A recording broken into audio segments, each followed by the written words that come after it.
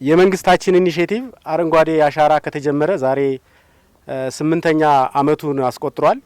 በዚህ 8ኛ አመት ባስቆጠረበት ወቅት የኛ የምዕራብ ጎጃም ባህላችን በጣም በተሻለ ንቅናቄ የአረንጓዴ አሻራን የማስቀጠል ልምድ አለን። በጣም ብዙ ውጤት እያመጣንበት ነው። ከጥቅም ውጪ የሆኑ መሬቶቹን እያዳንበት ነው። አካባቢያችንን ሪሃቢሊት እየመለስን እያገገምን ያለንበት ሁኔታ ነው ያለው። ስለዚህ የአረንጓዴ አሻራ መንግስት እንደ ኢኒሼቲቭ ይዞ መጀመሩ በተለይ ለምዕራብ ጎጃም እንደ ባህል አድርገን ይዘን እየሰራን ያለንበት ወቅት ላይ ነው ያለነው ማለት ነው። በዛሬው ዕለት እዚህ ደበለካን ተፋሰስ ላይ ይህንን የአረንጓዴ አሻራ ዞናዊ ፕሮግራም ስናስጀምር በቀጣይ ተከታታይ ቀናት እስከ 1 ጀንበር ተከላ ድረስ ወደ 133 ሚሊዮን ችግኝ በዞን ደረጃ እንተክላለን ማለት ነው። ከዚህ ውስጥ ወደ 2.5 የሚጠጋው የኢኮኖሚካል ተጠቃሚ የሚያደርግ ኢኮኖሚካል ጠቀሜታ ያላቸውን አትክልቶች እና ፍራፍሬ ቡናን ጨምሮ የምንተክልበት ይሆናል።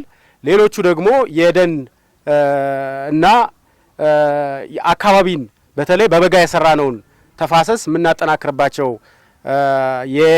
ለከብት ግጦሽ አገልግሎትም የተቀናጀ ስራ ለመስራትም የሚያገለግሉ ይሆናሉ ማለት ነው።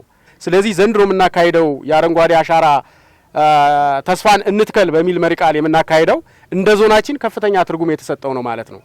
በክልል ደረጃ 2 ወረዳዎች በአትክልትና ፍራፍሬ ኢኒሼቲቭ ታቅፈው ከምንሰራባቸው አንዱ ቡሬ ነው።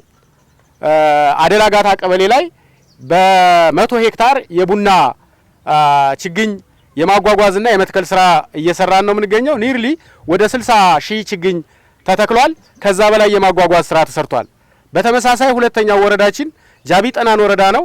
በዚህም የአትክልትና ፍራፍሬ በተለይ ቡናና አቮካዶ ቡና ወደ 380 ሄክታር ላይ እንተክላለን። አቮካዶ ደግሞ ወደ 100 ሄክታር ላይ እንተክላለን። አቮካዶ ወደ 2000 እና ከዛ በላይ ችግኝ የመትከል ጀምረናል።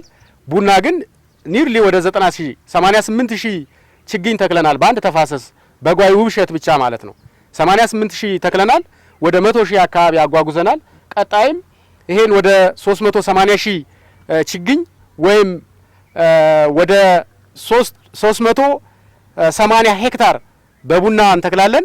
100 ሄክታር ደግሞ በአቮካዶ የምንተክልበት ይሆናል። ይሄ ብቻ አይደለም። እኛ ያዝናቸው በኢኒሼቲቭ 2 ወረዳዎችን ነው። ነገር ግን ከዚህ ተነስተው ከዚህ ተምረው ደግሞ በተመሳሳይ ወንበርማ ላይ ወደ 100 ሄክታር አለን። የአቮካዶ 100 ሄክታር፣ የቡና 100 ሄክታር።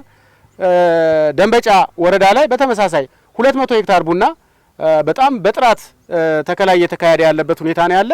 በአጠቃላይ የ8 አመት ጉዟችንን ስንገመግመው አንደኛ አካባቢያችንን እየመለስን ያለንበት ሁኔታ ነው ያለ።